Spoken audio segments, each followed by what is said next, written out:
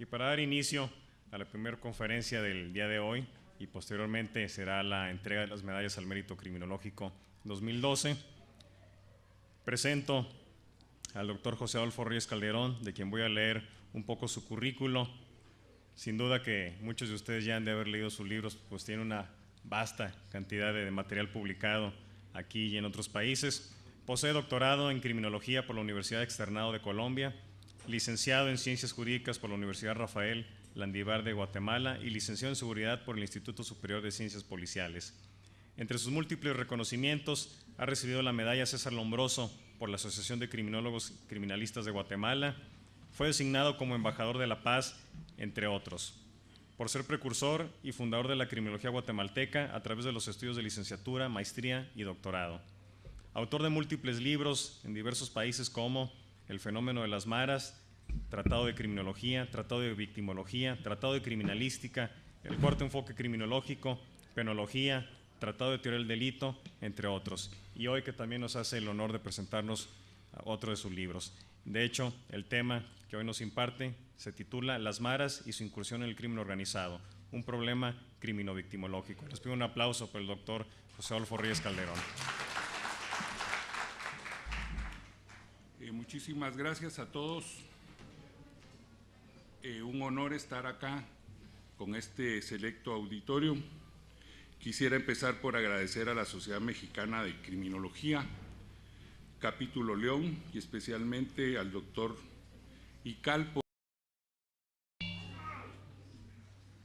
tan agradable invitación que me formulara.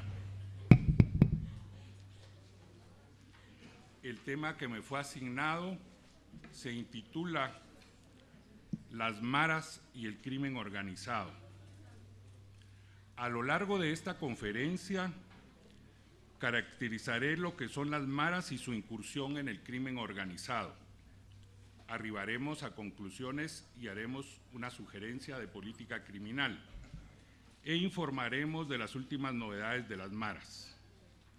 Pondremos ejemplos centroamericanos, especialmente los guatemaltecos, que son de nuestra experiencia. Vamos a empezar a fijar el marco teórico-conceptual de esta conferencia. El tema de las maras se inscribe en el modelo liberal o sociológico, específicamente en la Escuela de la Antropología Cultural, que maneja los conceptos cultura, subcultura y contracultura que todos conocemos. Razón por la cual nuestro tema será exclusivamente criminológico, sociológico. No será psiquiátrico ni psicológico, tampoco político o económico. Será de sociología criminal. Tampoco nos dará tiempo a enfocar el tema de la prevención.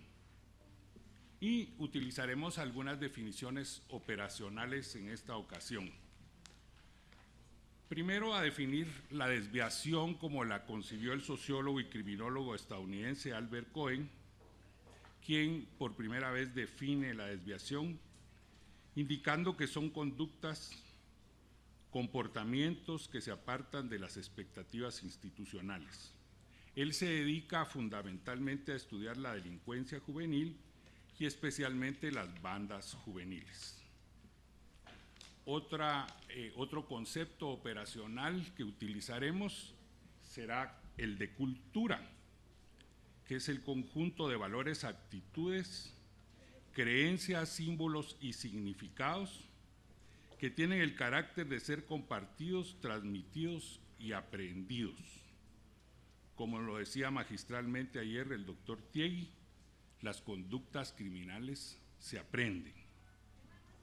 El aprendizaje de una cultura determinada y cierta, cuando la cultura es compartida por un grupo social bastante extenso, se trata de una cultura dominante o madre, que está expresado en la diapositiva. Nosotros nos dedicaremos a esa porción que está en un color diferente al azul y al celeste, una especie de café, que es la mara, que comparte algunos signos, símbolos y significados de la cultura madre, pero constituye una subcultura en particular.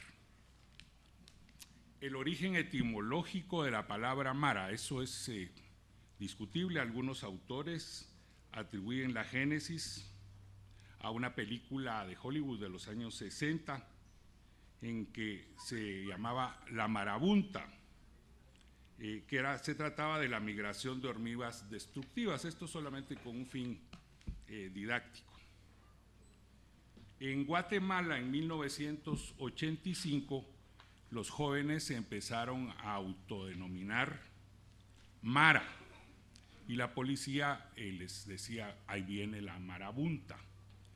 De suerte que desde 1985 en mi país a esas agrupaciones juveniles delictivas se les empezó a denominar como maras. Las pandillas juveniles, la subcultura hippie y el conflicto armado guatemalteco fueron características determinantes para la conformación de las maras. Fue 10 años después, la cultura hippie empezó en los años 60 y llega a Centroamérica en los años 70. Estos eran grupos versátiles, no especializados y vandálicos al estilo que menciona Cohen, que se dedican a hacer tropelías, a romper vidrios, a hacer desórdenes sociales, a participar en manifestaciones con palos, con piedras, haciendo destrucciones en los aparadores de los negocios, pero aún no tenían ninguna especialización delictiva, eran grupos únicamente anómicos que rompían las normas sociales establecidas.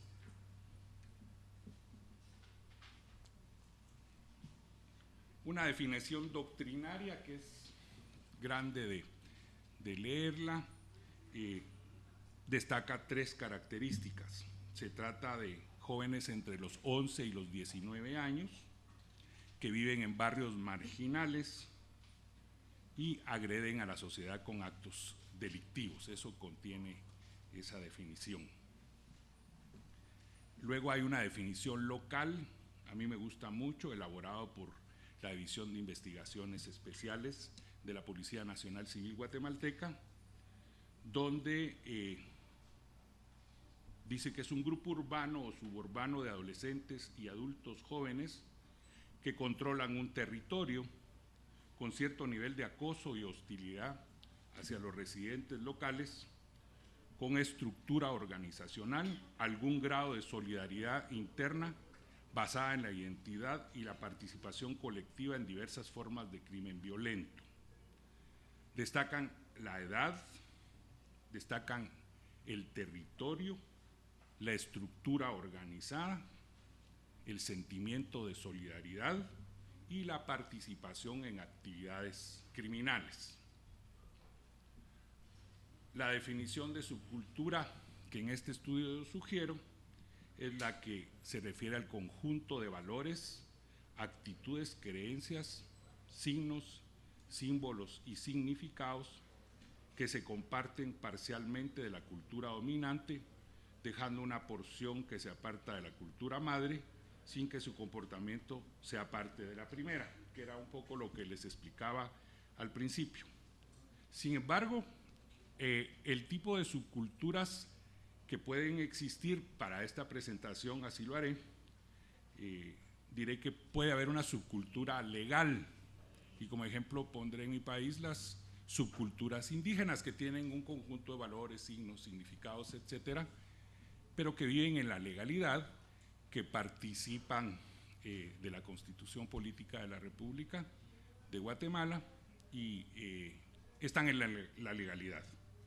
Sin embargo, hay algunas subculturas desviadas que aún no estando fuera del margen de la ley, tienen su propio estilo de vida. Ejemplo de ellos podrían ser, en Guatemala no está legalizado el homosexualismo, la cultura homosexual, por ejemplo. Y la cultura criminal, que sí rompe el Código Penal establecido, la ley vigente, son las subculturas criminales. Una de ellas es las maras, que es a la que nos estamos refiriendo. Ahora voy a tratar de hacerlo lo más didáctico posible en el sentido de poder desglosar esa definición de subcultura para que podamos nosotros comprender en su totalidad a qué nos estamos refiriendo con el tema de las maras. Por ejemplo, al hablar de los valores, la dicotomía de todos, maldad, bondad, la escala de valores es diferente. Por ejemplo, dar muerte a un amigo o hacer un rito de iniciación bárbaro, espectacular, hacer un homicidio espectacular, es un valor que en esa cultura refleja bondad. Es decir, un mundo bizarro, donde tienen la maldad de la cultura dominante, llamémoslo, como bondad. Tienen actitudes diferentes. Seguramente en México, y así es, a las niñas cuando cumplían 15 años se les presentaba en sociedad, se hacía una reunión en un club social. No obstante, la forma de ingresar a la mara es a través de algunos ritos. Alguno es el brinco, que consiste en que si se ingresan a la mara 18, por ejemplo, el joven deberá aguantar 18 golpes de sus compañeros, y si es mujer, 18 violaciones. Es decir, es un ritual, una actitud normal